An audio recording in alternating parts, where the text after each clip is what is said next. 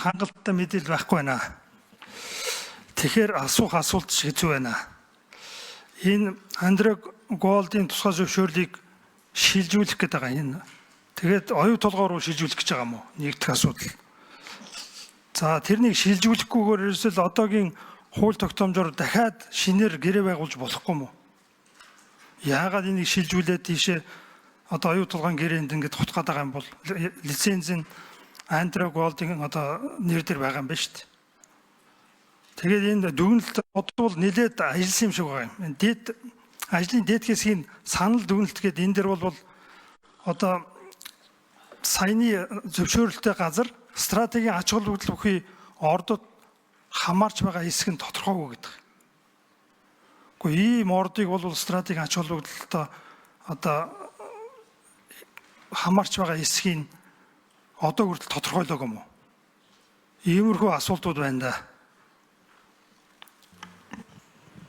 За, Жангабел гишүүн бол одоо маш голын олж бас л Монголын ард түмний санаа зовж байгаа зүйлийг асуулаа шүү дээ. За, хариулт өгье. 3 номер Туван сайд.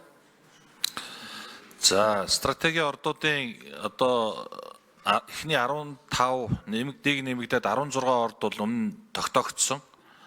Нэрс нь их хурлаар ороод баталгаажсан гэсэн үг. Энэ ордуудын хил хязгаар тогтоох асуудал тогтоогдоогүй яваад исэн 8 ордынх нь. За энэ 8 ордын асуудлыг хил хязгаарыг тогтоох асуудлыг засгийн газраас манай яамд үүрэг болгосон засгийн газрын тогтоод гарсан. Энэ хүрээнд бид бүхэн үлдсэн 8 ордыг одоо хил хязгаарын тогтоогоод засгийн газрын ордоор засгийн газрын хурлаар стратегийн ордод авч хил хязгаарын тогтоосоо. Тэгэхээр одоо бол энэ оюутлогын бүлэг орд бол стратегийн ордод орсон гэж ойлгож болно. Стратегийн ордод орсон дотор энэ Антрей компани 2 лиценз орсон гэж ойлгож болно. За дээрэс нь энэ өөрөө бүлэг орд байгаа. Тэгээд хөдрийн биет нь нэг цул. Тэгээд одоо далдуурхайн байдлаар доороос нь одоо блоклж унгаах замаар олборлолт хийгдэж байгаа.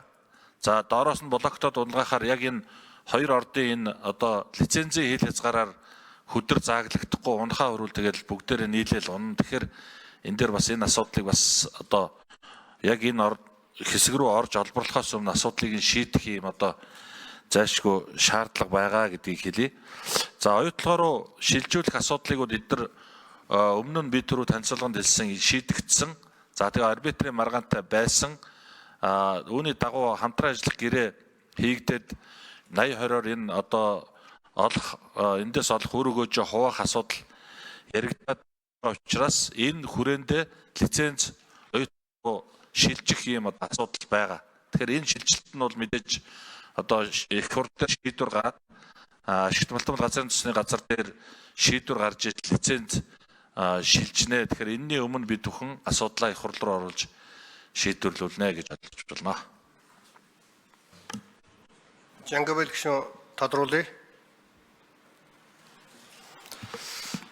За энд бол нэлээд их маргаан гарах юм байна. Сайда. Миний бодлоор бол. Тэрнийг одоо яаж зогсоолох юм байгаа юм ухаан зарахгүй бол их л хүнд асуудал болох юм байна да. Сая